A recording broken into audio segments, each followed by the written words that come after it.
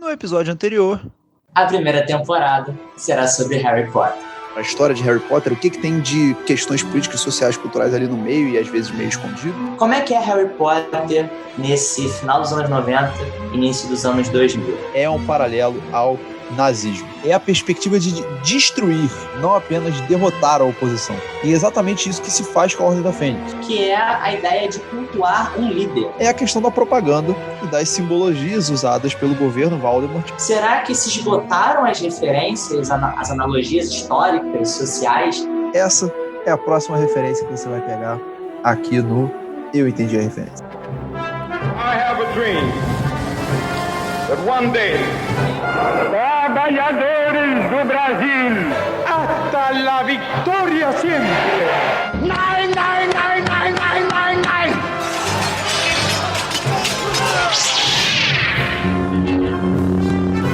Ninguém pediu a sua opinião. Sujeitinha de sangue ruim. Eu entendi a referência.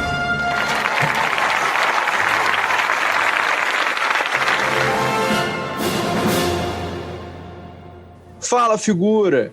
Esse é o Eu Entendi a Referência, mais um podcast chegando para você no inicinho de 2021. Eu sou o Gabriel Félix. Eu sou Igor Pires. E viemos aqui continuar discutindo as referências políticas, sociais e culturais do universo da cultura pop, continuando nesta temporada de Harry Potter. Esse é o 5º episódio da primeira temporada do Eu Entendi a Referência, então se você não ouviu os anteriores, corre lá, dá aquela conferida, porque muita coisa que a gente vai falar hoje tem a ver com o que a gente falou nos últimos episódios, não é isso, Igor? E para você entender como funciona a nossa dinâmica, nos episódios 3 e 4, a gente já falou algumas referências culturais e históricas com Harry Potter, especialmente com relação ao nazismo. Então, para você entender melhor como a gente fez essa dinâmica, entender quais as relações entre Harry Potter e nazismo, é bom você ouvir, para depois entender as outras referências que nós vamos trabalhar aqui hoje.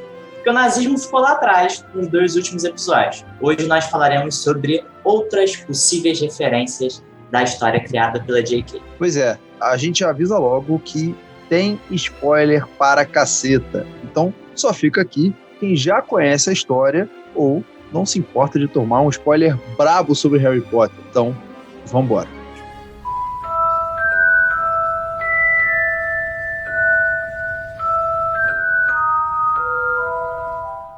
E já passo a bola para o Gabriel abrir os trabalhos citando a primeira referência que a gente encontra. Pois é, né? Porque a gente já encontra a primeira referência no título do primeiro livro do primeiro filme, que é a referência à Pedra Filosofal. Em Harry Potter, a Pedra Filosofal aparece como uma pedra com poderes mágicos, criada por Nicolau Flamel, no século XIV, que transforma qualquer material em ouro e de produzir o elixir da vida. Ela é a pedra que garante a imortalidade para quem bebeu o elixir da vida. Ela é destruída quando o Voldemort quase se apoderou dela, se não fosse pelo Harry, que consegue impedir que o Voldemort tenha acesso a ela e aí retorne à vida ali no primeiro livro. Essa é o plot do primeiro livro. E aí, na verdade, por que a gente está falando disso? Por quê? Tem algumas referências soltas quando a gente fala dessa Pedra Filosofal. No próprio filme, o Harry, quando está pesquisando sobre a Pedra Filosofal, ele encontra informações sobre o dono dela, Nicolau Flamel, alguém conhecido por ser um alquimista. E aí, cara, vamos lá. Para a gente entrar então nessa referência, o que na história tem a ver com isso aí, a gente tem que lembrar o que foi a alquimia de verdade. Para a gente começar a perceber como boa parte dessas mitologias, lendas e inspirações de Harry Potter, elas vêm do folclore britânico, que por sua vez vem da Idade Média. E dessa Idade Média tão idealizada pelas questões dos castelos, dos cavaleiros, etc., quanto também é super chamada de Idade das Trevas, por conta das questões religiosas, guerras e das epidemias, um dos personagens mais interessantes são os alquimistas. Os alquimistas, eles eram os estudiosos da alquimia que unia conhecimentos científicos e filosóficos, buscava transformar e aperfeiçoar substâncias e objetos. Eles misturavam química, biologia, misticismo, astrologia e tal. E, na verdade, eles representavam muitos desses temores da Idade Média, principalmente relacionado à pobreza, por isso que eles tinham uma fixação por tentar transformar qualquer metal em ouro, tanto com relação às epidemias tão constantes. E é por isso que os alquimistas queriam produzir o elixir da vida, né? E aí, onde é que entra a pedra filosofal nisso? Então, como o Gabriel falou, desde a Idade Média, os alquimistas perseguiam a possibilidade de criar uma substância que pudesse transformar qualquer coisa em metal precioso, mas principalmente garantir o elixir da vida. E é interessante que os alquimistas acreditavam na possibilidade de criar essa pedra filosofal através da combinação dos 4 elementos clássicos da natureza: ar, fogo, terra e água. Seria semelhante ao vidro e teria 2 cores: a branca para transformar metais em prata e a vermelha para transformar em ouro. Seria mais pesada que o ouro, nunca seria consumida pelo fogo e seria solúvel em qualquer líquido. Ela também poderia curar qualquer doença, reviver plantas e criar uma lâmpada que nunca se apagaria. Então, pois é, né? Um objeto místico aí que ia solucionar vários dos problemas da vida comum da Idade Média. E o nosso querido Nicolau Flamel, ele é um nome desses mais famosos dos alquimistas lá de trás, né?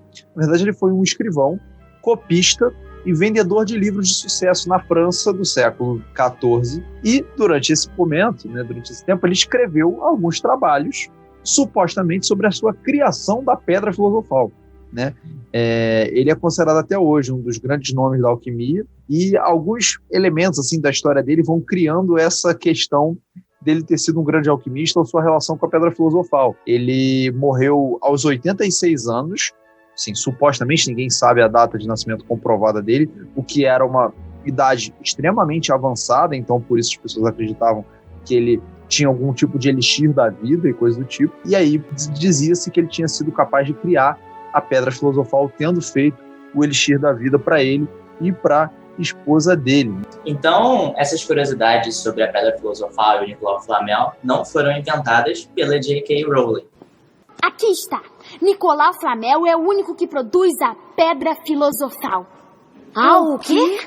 A pedra filosofal é uma substância lendária com poderes fantásticos. Pode transformar qualquer metal em ouro puro, e ela produz o elixir da vida, que torna quem o bebe imortal. A única pedra que existe atualmente pertence ao senhor Nicolau Flamel, o famoso alquimista que no ano passado comemorou 665 anos. Bom, e se a pedra filosofal é a primeira referência que você já tem de cara, porque está no título do livro, quando você entra e descobre que Harry Potter é sobre o mundo bruxo, aí a gente tem que também ver de onde surge a figura do bruxo, da bruxa. Já que o enredo se passa na comunidade bruxa, a história mobiliza o que nós já ouvimos falar, já estudamos, já se pesquisou ao longo de vários e vários séculos sobre a bruxaria. Então, dentro da trama do Harry Potter, bruxos e bruxas fazem parte diretamente, assim como os feitiços e as maldições, alguns feitiços bons, como são aqueles ensinados em Hogwarts, Wingardium Leviosa, transformar objetos em animais, e as maldições imperdoáveis, as Horcruxes criadas por Voldemort, que fariam parte de maldições imperdoáveis, seriam maldições das trevas. Então, toda a questão da bruxaria mobiliza na gente pensamentos que nós crescemos pensando que seriam sempre negativos. E ao longo da história, a bruxaria ficou também muito ligada a algo pejorativo, algo negativo, algo que tem que ser combatido e temido, e que também nos faz voltar à Idade Média, nos faz voltar a um período histórico em que a Igreja Católica era hegemônica, criou várias estruturas para estender essa influência por toda a Europa, inclusive com a criação da Inquisição, através da perseguição a qualquer um que fizesse alguma coisa que se desviasse das normas definidas pela Igreja Católica. Se alguém tentava seguir uma outra religião diferente da religião católica, se comportamentos sociais eram feitos em discordância daquilo que a Igreja Católica também estabelecia como norma, esses eram alguns exemplos de pessoas que poderiam ser perseguidas pela Inquisição. E isso ia tanto de gente que se dizia claramente contra o catolicismo, quanto pessoas que simplesmente tinham suas próprias práticas. Os alquimistas, por exemplo, foram perseguidos pela Inquisição. Além dos alquimistas, a gente também pode citar como um dos grupos que foram muito perseguidos, e provavelmente não, com certeza foi o grupo mais identificado como praticantes de bruxaria, foram as mulheres. Foram o alvo principal, num contexto de Idade Média em que as cidades cresciam, diferentes funções puderam ser exercidas pelas mulheres, diferentes dos trabalhos domésticos, dos trabalhos com a agricultura, e nós começamos a ver várias pinceladas que demonstram esse preconceito em relação às mulheres executando outros trabalhos. Nós temos, por exemplo, um livro escrito à época, um pouquinho depois da Idade Média, no século XV, mas ainda trazendo essa mentalidade, um livro chamado Maleus Maleficarum, que diz que as mulheres teriam uma tendência natural à bruxaria. E essa tendência natural, entre muitas aspas, poderia ser identificada através de algumas atitudes: não seguir o catolicismo, não seguir as normas sociais, ter alguma doença desconhecida para a época. No caso das mulheres também, ter alguma característica física que na mentalidade da época fosse atribuída a uma marca demoníaca, uma verruga ou uma pinta. As mulheres também não poderiam utilizar elementos da natureza para fabricar remédios, algumas ervas medicinais.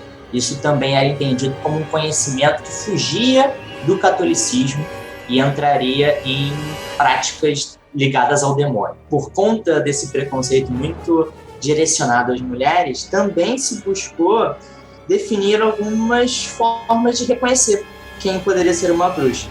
Então, torturas eram feitas, testes com água. Se uma mulher fosse jogada numa lagoa, num rio, e se ela flutuasse, claro que ela deveria estar amarrada, amordaçada. Se ela flutuasse ali, ela seria entendida como uma bruxa, porque ela rejeitou o batismo ao aceitar Satã. Então seria muito mais leve e por isso flutuaria. E outros testes eram feitos seguindo esse raciocínio, como o teste do peso, se fosse muito leve, fora da normalidade também, entre aspas, para aquele período, ela seria acusada de bruxaria. Isso aí tá me lembrando galera que faz teste, aqueles testes supostamente científicos para saber se a Terra é plana ou coisa do tipo.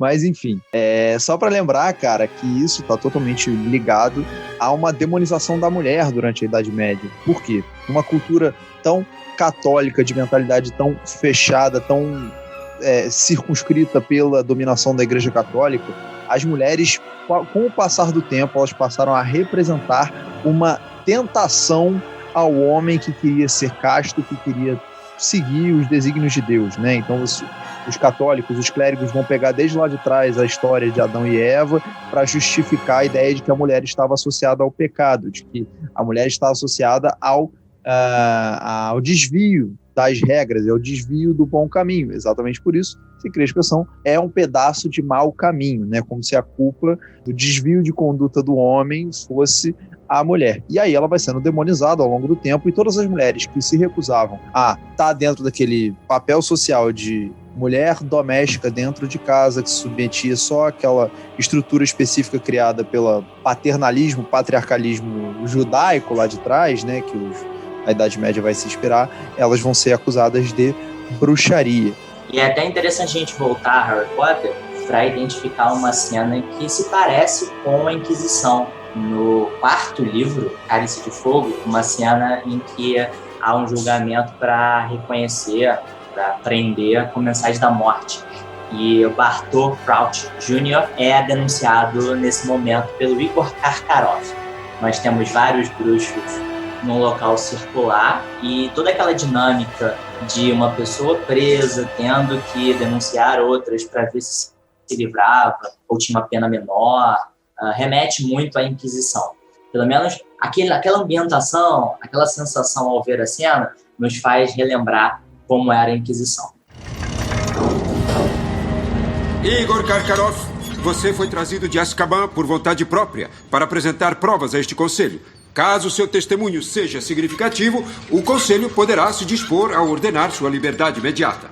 Aceita esses termos? Sim, aceito. E o que deseja nos dizer? Eu tenho nomes, senhor. Havia Rosier. Evan Rosier. Rosier está morto. Morto? É, mas levou um pedaço de mim com ele, não foi? Eu não sabia. Se só é esse o nome que tem a dar... Não. Havia Rockwood. Ele era espião. Muito bem. O conselho irá deliberar. Enquanto isso, você retorna a Azkaban. Não! Espere, por favor, eu tenho mais. Pois é, né? E ainda é curioso, porque assim, ainda tinha uma questão de como as mulheres elas eram já encaradas dentro da própria sociedade católica como, em alguns casos, um diabo doméstico, né? Merecendo sofrer eventuais surras e coisas do tipo. Quando você tem a reforma protestante, várias mulheres vão aderir às religiões protestantes muito mais fácil. E por causa disso, elas vão ser duplamente condenadas como hereges, né? Porque agora elas são também aquelas que estão declaradamente defendendo outra religião.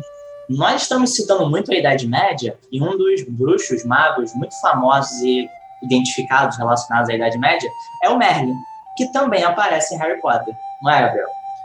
Pois é, em Harry Potter, Merlin é citado o tempo todo, principalmente quando a gente fala sobre premiações que os bruxos recebem do Ministério da Magia, a famosa Ordem de Merlin, né? Bruxos que fazem grandes feitos recebem a Ordem de Merlin. O Dumbledore é um desses, tem as classes da Ordem de Merlin. E aí, Merlin, né, a gente ouve falar esse nome, principalmente associado ao rei Arthur, feiticeiro que foi grande conselheiro do rei Arthur, ajudando diretamente no seu reinado e ajudando os cavaleiros da Távola Redonda e tal. Daí você tem alguns registros, né, onde consta Merlin, ali do começo do século X, nele consta que Merlin era um grande profeta, e aí no folclore britânico foi se criando a lenda de que ele era um conselheiro do rei Arthur. Mas é bom lembrar que isso é parte só de um folclore, até porque nem o próprio rei Arthur a gente sabe se realmente foi uma figura que existiu ou se foi sendo criada no folclore britânico, né? Você tem raízes de um possível cavaleiro chamado Arturo lá atrás no Império Romano. Depois essa lenda é adaptada para um rei Arthur que luta contra os invasores vikings, os saxões, etc. Mas é parte de uma grande lenda, e aí de novo, né, a J.K. Rowling pegando essa inspiração para Harry Potter. Deixem-me apresentá-los ao seu novo professor de defesa contra a arte das trevas. Eu, Gilderoy Lockhart, Ordem de Merlin, 3ª classe. Bom, agora é o seguinte, não vamos ficar só nos bruxos não, porque as criaturas têm uma série de outras inspirações e, no caso dos elfos, elas também são uma grande analogia para processos históricos passados aí, né, meu querido? Ou como aparece em Harry Potter, principalmente os elfos domésticos. E o principal personagem que exemplifica os elfos, não o único, é o Dobby, porque ele aparece ali no Câmara Secreta, segundo livro, como símbolo da escravidão que esses elfos domésticos sofrem, a que eles são submetidos ao servir uma família bruxa. Então, o Dobby é obrigado a servir a família do Malfoy. E não pode falar mal da família. Se falar mal, ele mesmo precisa se punir, já que ele incutiu dentro dele essa prática de servidão completa. Claro que ele também é agredido, torturado, maltratado, humilhado pelos próprios bruxos, na maioria dos casos. Mas ele também incorporou essa mentalidade de que ele precisa estar abaixo dos bruxos. Dobby, senhor. Dobby, o elfo doméstico. Da sua família? Da família de bruxos a que Dobby serve, senhor. Dobby é obrigado a servir a uma família para sempre. E os elfos, eles têm a sua própria mitologia. Claro que em Harry Potter tem esse subtexto da escravidão, de uma suposta superioridade dos bruxos em relação a outras criaturas. Mas os elfos têm toda uma carga mitológica que vem de muito tempo. Os elfos pertencem ao folclore celta, escandinavo, aparecem muito citados nos folclores de países como a Grã-Bretanha, a Noruega, a Suécia. Sempre aparecem como figuras que podem fazer travessuras através de seus poderes mágicos, são imunes a doenças, a velhice. Geralmente também aparecem descritos como anõezinhos de orelhas pontudas, formas físicas que podem mudar um pouco, mas em geral também aparecem como espíritos protetores da natureza. E a própria cultura pop já utilizou os elfos em várias outras histórias. Senhor dos Anéis também é um desses casos em que nós podemos ver os elfos. Pois é, né? E aí os elfos domésticos em Harry Potter, eles têm essa associação clara com a escravidão. Que eles são escravos domésticos, ali no caso o elfo doméstico, né? E alguns paralelos são interessantes, porque existe a noção de propriedade, aí no caso tem um contrato mágico, etc. Mas existe essa noção de propriedade, um elfo que não pode jamais atacar o senhor é dono do corpo do elfo, pode fazer o que quiser com ele, etc. Tem essa noção de submissão, de ausência de liberdade, e ainda tem um paralelo que é interessante. O elfo doméstico, ele fica livre quando o dono dele presenteia o elfo com roupas. E aí, no caso ali do Dobby, é uma meia. E a gente sabe que em várias sociedades escravistas, principalmente nos séculos XVI até XIX, algumas peças de roupa específicas, elas simbolizavam a liberdade dos escravizados, como do tráfico atlântico, né? Do tráfico atlântico de africanos escravizados. No caso do Brasil, por exemplo, eram os sapatos. Um negro que usasse sapatos é automaticamente identificado como um negro livre. E aí, no caso de Harry Potter, né, a gente tem o Dobby usando sapatinhos no filme, quando ele tá livre, mas no livro é engraçado porque conta as histórias, né, de como ele usa várias peças de roupa totalmente aleatórias, porque ele quer demonstrar, claramente que ele é um elfo livre. Dá para citar também em relação aos elfos e a questão da escravidão, o movimento que Hermione cria no 4º livro, Cálice de Fogo, chamado FALE. O que significa mesmo, Gabriel? Fundo de Apoio à Libertação dos Elfos Domésticos. E ela se preocupa muito com a condição dos elfos na cozinha de Hogwarts, já que isso não aparece tanto no filme, mas no livro ocupa boas páginas da Hermione tentando alcançar aliados, seguidores para esse movimento que tenta amenizar as condições de trabalho, diminuir a exploração dos elfos e, de alguma maneira, reflete um pouco vários movimentos de luta contra a escravidão que nós tivemos ao longo da história. Sem falar que, entre os elfos, essa questão da escravidão também leva a diferentes posturas. Nós temos, por exemplo, o Dobby, que aparece lutando pela sua liberdade e usufruindo dela, demonstrando todo o seu prazer em ser livre. Mas nós também temos o monstro, que aparece mais à frente, e é aquele símbolo perfeito da servidão, que aparece como uma figura que realmente encarnou as justificativas para a escravidão. Inclusive, o monstro, ele reproduz várias vezes a ideia de sangue puro, de pureza de sangue, que foi ensinada pelos seus senhores, né, da família Black. E aí, no caso da Hermione, tem um caso engraçado, né? Eu imagino que o pessoal em Hogwarts ficava chamando ela de, você fica querendo politizar elfo doméstico, você é chata, hein, querendo fazer greve na escola e etc. Como ousa desafiar os seus senhores? Dobby não tem mais nenhum senhor. Dobby é um elfo livre e Dobby veio para salvar Harry Potter e seus amigos. Próxima criatura são os duendes. Duendes que aparecem muitas vezes como administradores do Gringotts, Banco dos Bruxos. Pois é, né? Os duendes, eles vão aparecendo em Harry Potter. Eles são famosos em Harry Potter por serem habilidosos no forjamento de metais. Eles são os que fabricam moedas e eles administram o Gringotts, como o Igor falou. No folclore europeu, eles são criaturas que aparecem em várias histórias. Apesar de não ter uma origem completamente conhecida, a mais provável é que os duendes tenham surgido junto em lendas da mitologia celta e escandinava em países como a Inglaterra, a Noruega e a Suécia. O termo duende que a gente usa, ele vem do espanhol, de uma associação e da contração da expressão dueño de casa, ou dueño de la casa, e aí vira duende. Isso significaria algo como dono de casa. E aí, segundo as lendas, eles possuem poderes sobrenaturais, desafiando as leis naturais da física, eles atravessam paredes, ou com alta velocidade, e são conhecidos por serem travessos, terem um humor extremamente sensível, e, portanto, caso alguém lhes agrade, eles podem se tornar seus amigos, mas caso se ofendam as travessuras, eles podem esconder o objeto, e a coisa pode ficando mais séria. E o interessante é a gente perceber que é o seguinte, uma das possíveis origens para o folclore envolvendo os duendes, alguns historiadores afirmam que teria a ver com britânicos, trabalhadores mineiros que acreditavam que em algumas áreas do subsolo inglês existiam os espíritos judeus mortos em minas, né? Então o duende, por conta principalmente dessa questão de uma possível origem relacionada a judeus mortos em minas, judeus que trabalharam em minas lá atrás na Idade Média, né, e morreram ali nas minas, o duende foi muito associado ao judeu durante o tempo que o folclore sobre o duende foi sendo criado.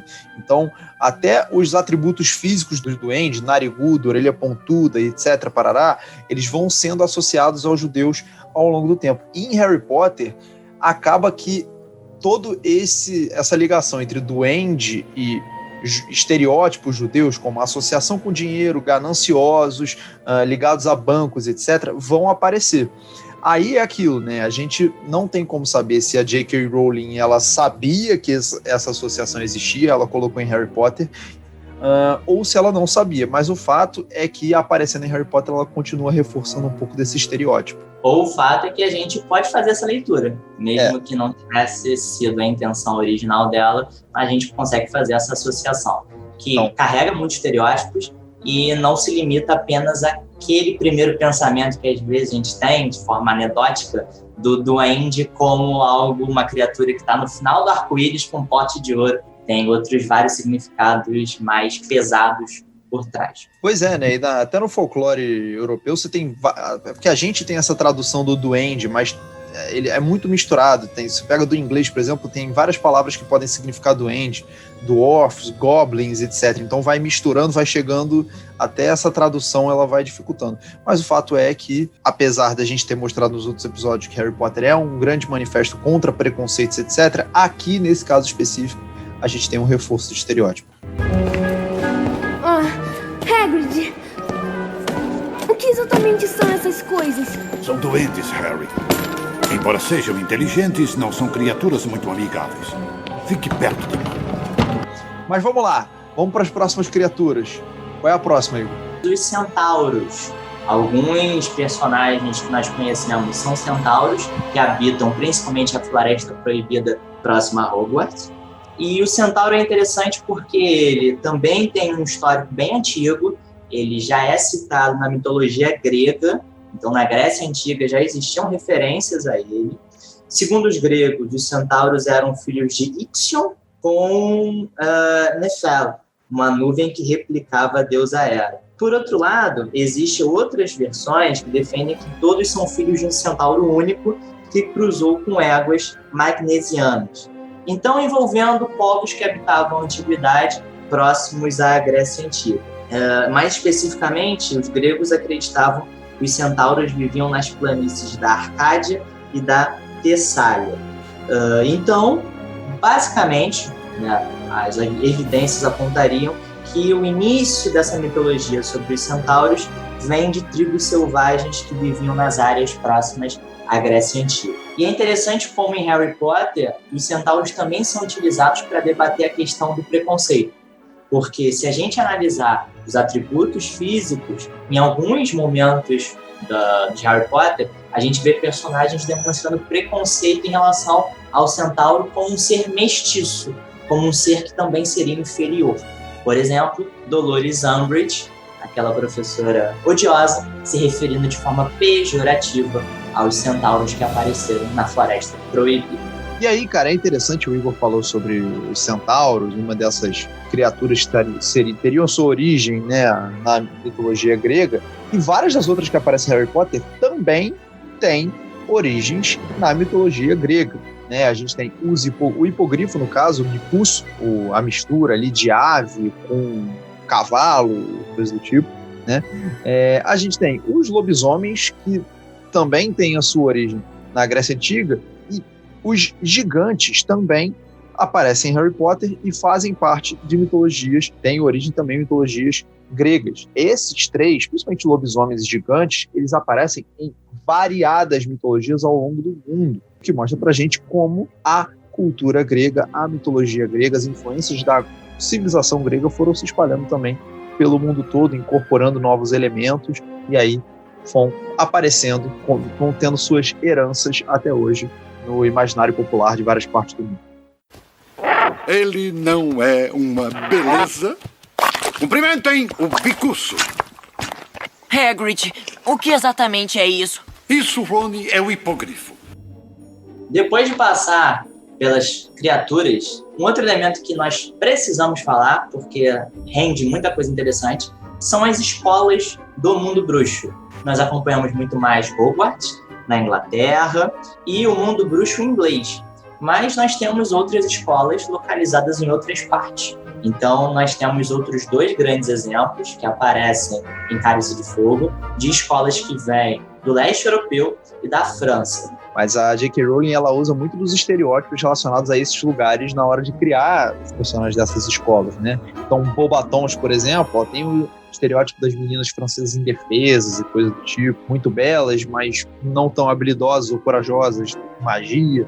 Enquanto isso, Durmstrang, né, ligada ao leste europeu, são os búlgaros, é o estereótipo totalmente carrancudo do leste europeu. O carrancudão, o cara que é sisudo, que não fala nada e etc. Agora, depois dos próprios livros de Harry Potter, quando a gente vai ver a expansão do universo e tal, e a gente vai falar mais disso no outro episódio, a gente tem várias outras escolas aparecendo no mundo todo, né? E tem, por exemplo, a escola brasileira, que é a escola de Castelo Bruxo, que é na Amazônia, e aí ela incorpora elementos do folclore local, né? Então, por exemplo, a escola de Castelo Bruxo, ela é especializada em herbologia, porque é na floresta amazônica, e os guardas de Castelo Bruxo são os caiporas. Isso levanta pra gente aquelas questões sobre preconceito e estereótipo que a gente já tinha comentado. Na verdade, vem comentando desde o início, porque em muitos momentos a J.K. critica e aponta os problemas de utilizar e de continuar utilizando os estereótipos, mas em alguns outros momentos ela recorre a esses estereótipos para caracterizar um monte de coisa.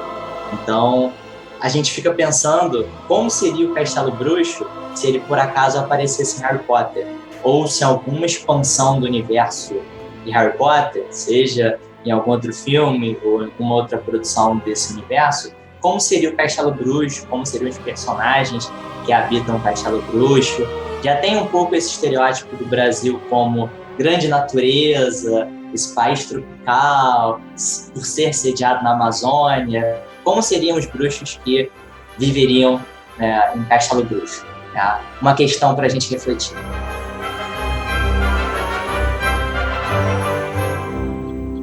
Agora a gente vai fazer um bloco final rapidinho, né, com 3 referências rápidas sobre coisas que são pinceladas em Harry Potter e que a gente foi notando. Aí é mais a gente do que propriamente algo que a gente pegou de algum lugar, etc. Então a primeira coisa que dá para perceber é a questão dos feitiços, né?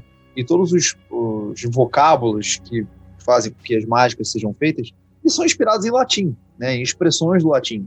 Então, para fazer luz é lumos, para colocar fogo em algum lugar é incêndio. E aí é curioso porque é muito aquela inspiração do latim como uma língua muito antiga, então você traz a ideia de que a bruxaria, a magia, ela é algo muito antigo que vem lá de trás e que para os seres humanos, né, trouxas, o latim é uma língua morta, mas para os bruxos ela continua sendo usada e é uma língua mágica. Outro ponto que a gente vai soltar aqui, nós temos a discussão em relação ao que é o jornalismo de verdade através da Rita Skeeter, que começa a aparecer em Cálice de Fogo, e ela é o grande retrato de um jornalismo sensacionalista que deturpa notícias, que deturpa o que as pessoas falam para produzir algo que vai vender, que vai atiçar a curiosidade do público, mesmo que isso não seja lá das coisas mais aceitáveis.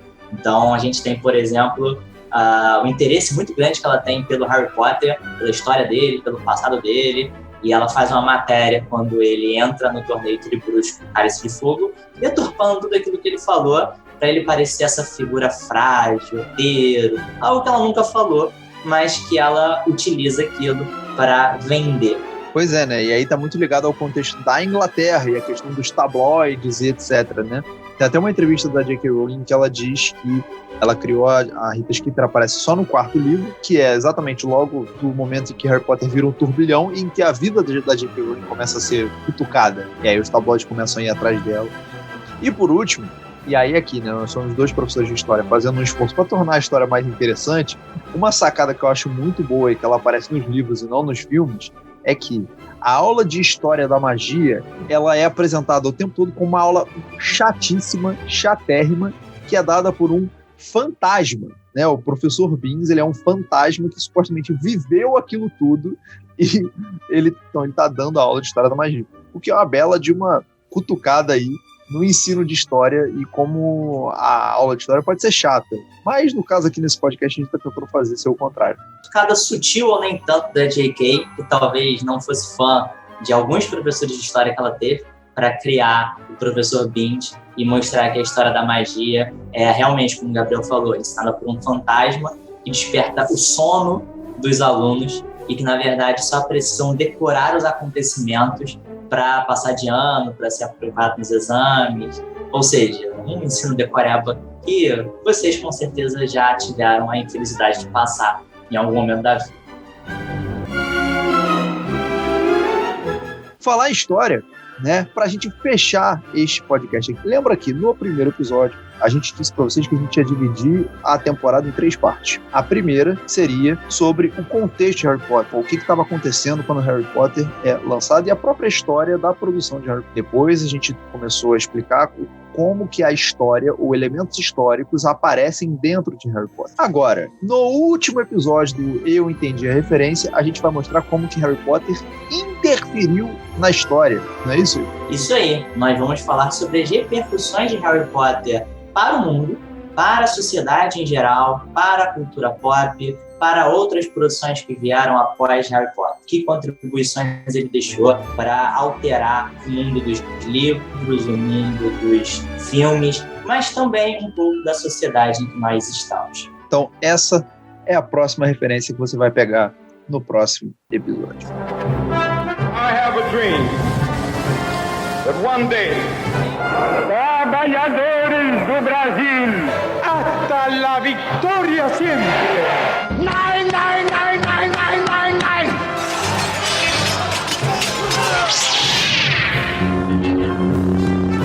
Ninguém pediu a sua opinião. Sujeitinha de sangue ruim. Eu entendi a referência.